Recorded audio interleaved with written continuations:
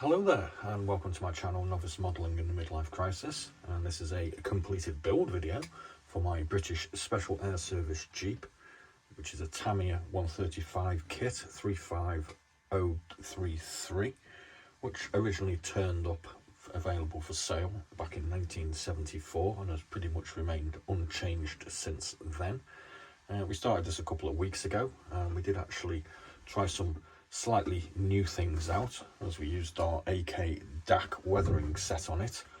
It doesn't come with an SAS set obviously, but I mean the weathering effects should have been the same for all vehicles in North Africa, I assume. So basically we got it on a little spinny thing so you can have a look at it, and we'll bring it up to the camera a little bit closer for you to have a look at in a minute. We used a whole range of paints to do this. We used sort of standard flat aluminium XF16 on some metal parts, rubber black on the tyres, XF84 iron, X10 gunmetal. We used a bit of this XF25 light sea grey on this guy's top because it kind of shows a different colour there. We used a whole range of sort of sandy tones as well, including khaki, dark yellow 2, buff and wooden deck tan. And we used a whole load of browns on the sort of wood effects, trying to get some different variations in leather. So we used this ICM saddle brown, we used linoleum deck tan, hull red, red brown and flat brown. We also used a bit of this ICM brass on our shells in the Browning gun case, and we dipped into this AK highlight flesh colour for the flesh because I kind of think the Tamiya versions comes out a little bit orange. So they're the paints we used. We used a variety of extra thin and standard Tamiya, and the small parts were attached mostly using the CAUK black because it does seem to bond slightly better with paint on paint parts. Now the big thing for me with building this kit was starting to try and have a go at some weathering. So I've used this wash for DAC vehicles, filters for sand effects and streaking grime. I'll show you roughly where I applied those in a second, but I did, because it was the first time at doing this, I had a little practice session on this battered 20-odd-year-old Opel Blitz truck. So as you can see, we tried some of the filters on this side, we tried the wash on this side, and we tried the streaking grime on the roof. So I mean it gave us some nice variations in colour, and you know, that was the whole intention of using it on there. We also tried the sand filters on these this tyre as well, just to see what effect that came out with. This is a fake rubber tyre, so it's kind of varies, I suppose, to what you actually get when you apply it to plastic. So what did I think of this kit? Well, considering it's, you know, based on a 50-year-old tool, I had a lot of fun with it. The figures are probably the biggest sort of letdown of this kit, as they are a little bit jaded and a little bit not very specific with the detail. But for someone like myself, a bona fide novice who this is only the second time I've actually tried painting some 135 figures, I was quite happy with them, and I think I've done a reasonable job on them. I mean, they're not great, but that's what I achieved. So let's just pick this thing up and have a look. Now, one notable thing that I did is I actually put a railing around here, which I actually constructed out of a paper clip. It is a bit bent and what have you, but my general sort of thought on this is that these things would be kind of battered and bent anyway. So I've actually done a little bit of reworking, if you like, of the actual body of the vehicle, trying to put some sort of dents and what have you in it, for which I just used a basic lighter. I mean, there are better ways of doing this, I have been told since, including joss sticks and a soldering iron. So we'll try one of those eventually. See, we've got a bit on the wing here, we've got a bit of a dent on this wheel arch, and I quite like the bumper. I was actually thinking about putting a tow rope or a chain on the bumper, but then I kind of considered that I would be obliterating the bent up sort of bumper anyway, so I decided against that. In the back, so here basically this Vickers machine gun, this has been mounted slightly further forward by using a model drill. This Browning gun is mounted in its correct position. This twin Vickers has been put on a piece of styrene tube, so as I can basically mount it anywhere I felt like it. There were a few mistakes in this. We've tried to mount it too far forward first, and then we mounted it too far back, and then we came to the conclusion that somewhere around about the middle would be there or thereabouts right for someone sort of leaning backwards.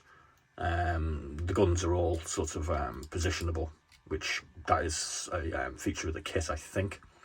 We added a load of extra stowage to what comes with the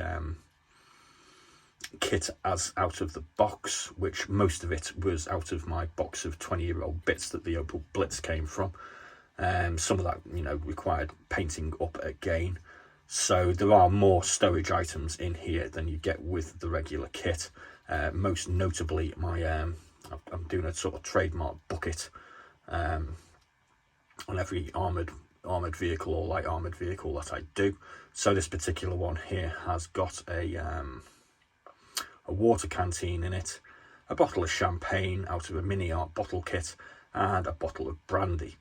So yeah, I'm kind of happy with that. We've also got a crate of beer bottles in the back here, because I've heard that Paddy Mayne and Mr. Sterling kind of like to drink, so we've been tucking into our Paddy's Irish whiskey along the build. Our gasoline cans, our jerry cans, have been done in a variety of different shades. We've actually got, you can just about see some of these marked up with the white X for water, and the other ones are just standard gasoline. What else have we added? We've added a little trophy of a German helmet on the front. This pack here, I think, is one of my own, not out of the kit. We've also got a captured Mauser German rifle with telescopic sights on it. As you can see, we've got our Vickers ammunition things set deep in here, so they're easy access. We've got a Tommy gun on the back. This duffel bag came out of my box of bits. We decided to add a extra shovel and this long pickaxe to the sand channel at the back. This has come from some random German kit, I think, and a lot of the other things are pretty standard.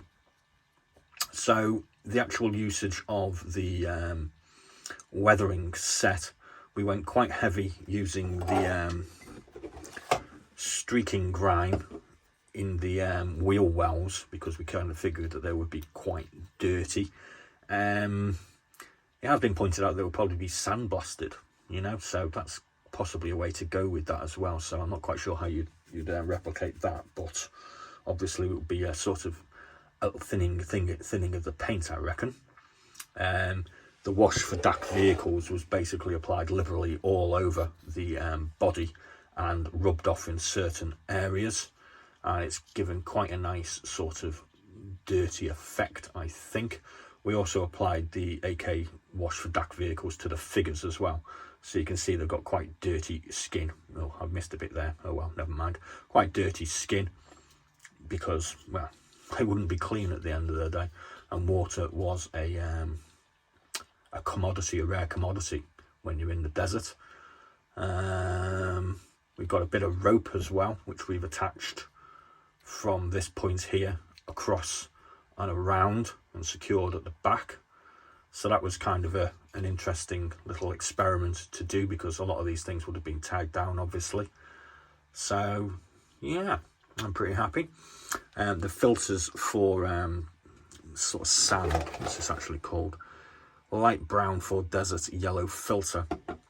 We used that quite a bit on our tyres, because obviously they would be sort of the most obvious sort of dusty thing. We applied some to the underside of the vehicle.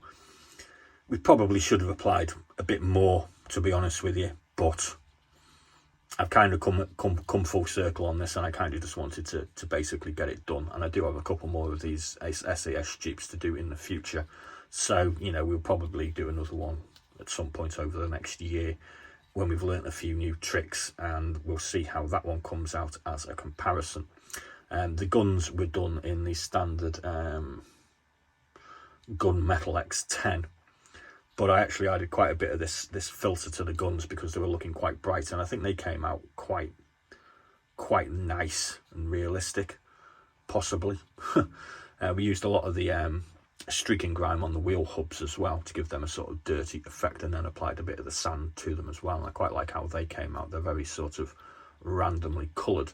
The main issue that I have noticed, which you can probably see from the front here, is that my chassis and body are, it's not very well aligned at the end of the day, so the wheels are sort of at an odd angle to the body. So I'm not quite sure how I managed to do that, because it did seem to fit correctly. So I don't know, maybe if anybody else is having a go at that, just a sort of cautionary warning to make sure you get this lined up right, because it kind of looks like it's got a bent chassis at the end of the day. So it's jumping all over the desert, I suppose that's something that's quite possible. So I hope you kind of like it. I mean, it's took me a while to build, but I must admit I've had a jolly good time doing it. So last go of the paddy on the video. Cheers, that's a yes. So please do like and subscribe. We do have a lot of other builds coming up over the next month because we're not working at the moment. So we're going to be finishing off a couple of kits, and then we're going to be starting a couple of new ones over the next week or so.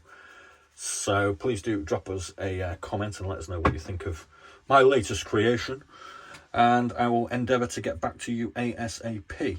We will be doing a couple of videos a day, probably. Quite a few what's in the boxes coming up as well, because we're trying to go through the sort of kits in some sort of order. So there's going to be plenty for you to look at if the weather isn't too sunny. I do understand that people do have a tendency to go out and enjoy the sun and the garden at this time of the year. So there we go. So thanks very much for watching. Please do like and subscribe, and as always, be seeing you.